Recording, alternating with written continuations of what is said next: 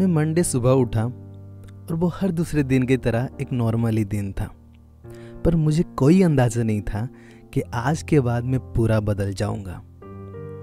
और यही वो दिन होने वाला है जो मेरे ज़िंदगी में मुझे कामयाबी की शिखर तक पहुंच जाएगा। मैंने अपनी काम जल्दी जल्दी ख़त्म किया उस दिन और 9:15 तक स्कूल के लिए निकल गया। मैं करिश्मा के घर गया उसे बुलाने के लिए, पर वो बोली थोड़ा टाइम लग जाएगा। मेरे घर से स्कूल तक 20 से 25 मिनट का रास्ता था। रोज़ मैं करिश्मा का इंतज़ार करता हूँ, पर आज मुझे अकेला रहने का मन कर रहा था, तो मैंने आज चुपचाप चलना शुरू किया। मेरे दिमाग में अब भी करिश्मा की वो बात चल रही थी। करीब 9:40 तक मैं स्कूल में घुसा। तब तक स्कूल में सिर्फ 5-10 ही बच्चे आए हुए थे, जो कि अलग अलग स्टैंडर्ड के थे। पर जब साइकिल स्टैंड में मेरी नज़र पड़ी तो वहाँ पे रूही का साइकिल था। मैं गया क्लास में और वहाँ पे मुझे रूही का बैग दिखा नहीं, पर आशीष का बैग था वहाँ पे, और मुझे पक्का यकीन था कि मैं साइकिल स्टैंड पे रूही का ही साइकिल देखा था। Hey guys, welcome to story 18 episode 8। मैं हूँ स्वप्नेश, आपका स्टोरी टेलर। मैं अपना बैग टेबल पे रखा और क्लास से बाहर जा ही रहा था, क्लासरूम से एक आवाज़ आई।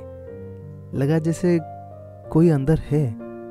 मैं वापस से जाके देखा तो अंदर कोई नहीं था, शायद सी सेक्शन में, मैं खुद से कहा। और फिर मैं पीछे आया और सी सेक्शन का दरवाज़ा खोला। जैसे ही वो दरवाज़ा खुलता गया वैसे ही क्लासरूम रिवील होते गया।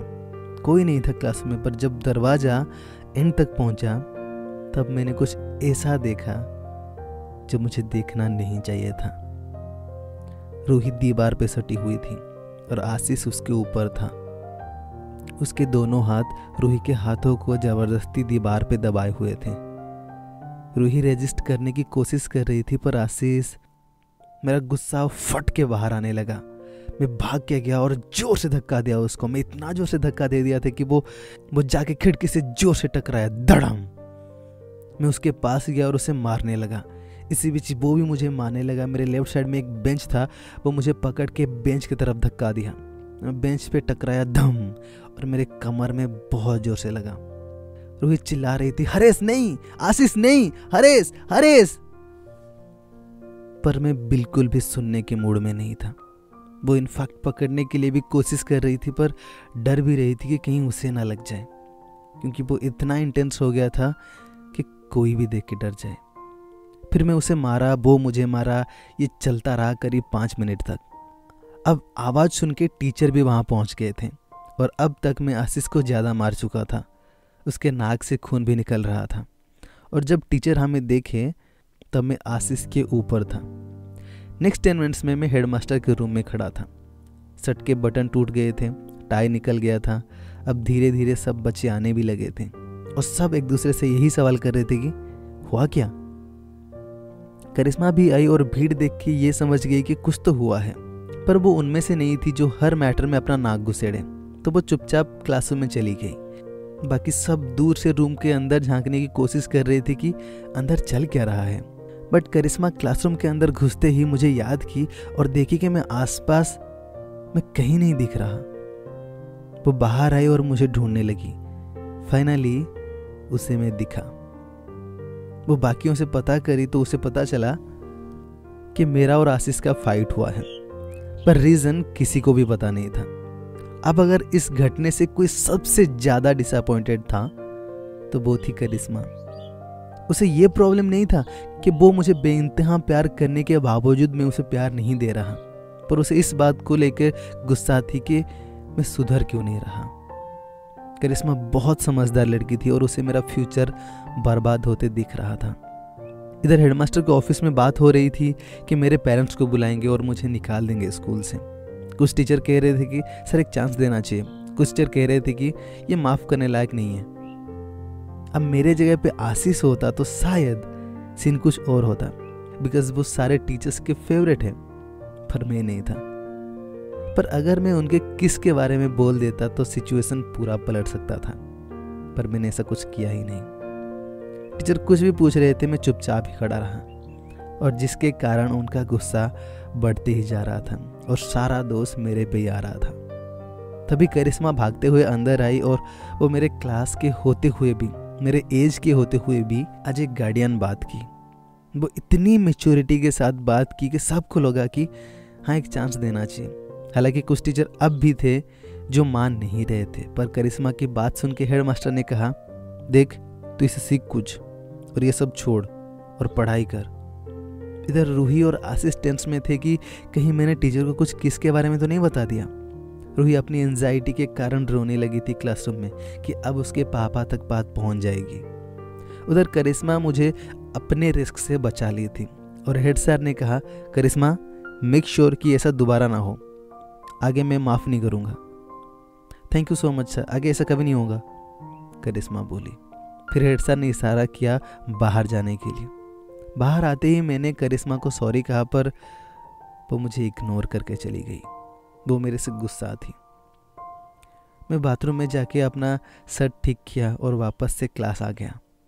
उधर आशीष और रूही मुझे देख के उनका डर खत्म हो गया था, क्योंकि अगर मैं उनके बारे में बता दिया होता तो अभी तक वो हेड सर के रूम में होते। मेरे क्लास के अंदर घुसते ही रूही धीरे से बोली, थैंक यू।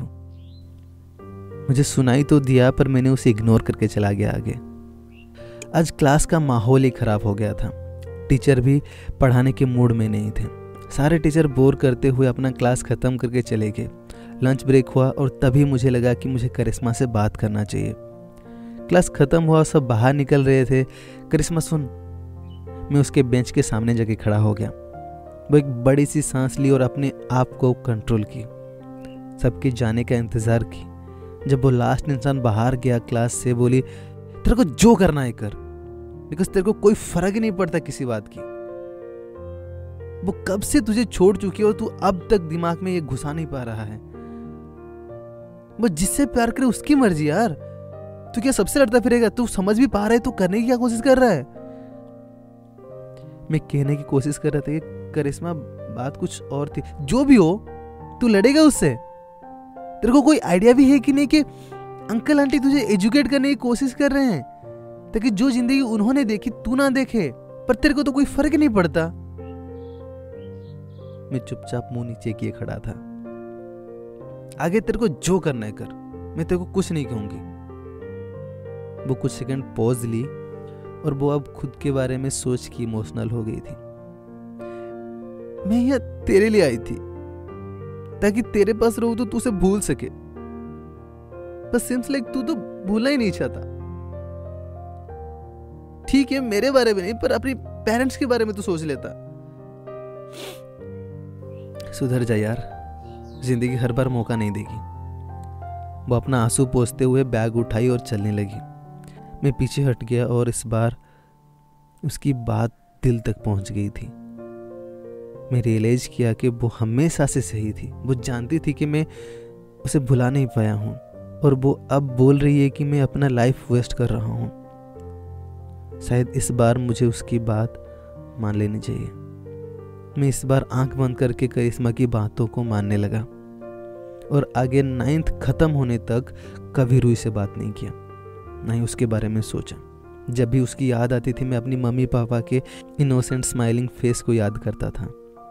जब भी मैं उनके चेहरे को इमेजिन करता, उनके उस चेहरे में एक चमक दिखती है कि मैं कुछ करूँगा, एक एक्सपेक्टेशन दिखती है कि मैं बड़ा आदमी बनूंगा, और वो इनोसेंट एक्सपेक्टेशन मुझे ये सब भुला देते थे।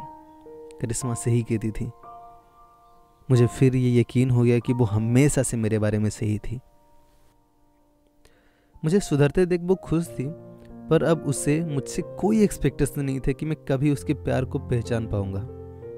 मैं यही सोच लिया था कि अब स्कूल में होते कभी रूही से बात नहीं करूंगा, पर क्लास 10th में कुछ ऐसा हुआ जो मुझे उससे फिर से बात करना पड़ा। हरीश की जिंदगी अब सही ट्रैक पे आ गई थी, पर क्या क्लास 10th में फिर से ऑफ ट्रैक हो जाएगी या फिर हरीश अपने आप को संभालने में कामयाब हो पाएगा? जानेंगे अगले एपिसोड में। अभी के लिए कहानी कैसा लगा कमेंट करके जरूर बताना। अच्छी लगी हो तो लाइक करना, कुछ कहना चाहते हो तो मुझे इंस्टाग्राम पे डीएम कर सकते हो, और अगर चैनल पे पहली बार के लिए है तो प्लीज सब्सक्राइब करके बेल आइकन पे क्लिक कर देना। मैं जल्दी ही वापस लौटूंगा, तब तक के लिए stay tune and keep watching.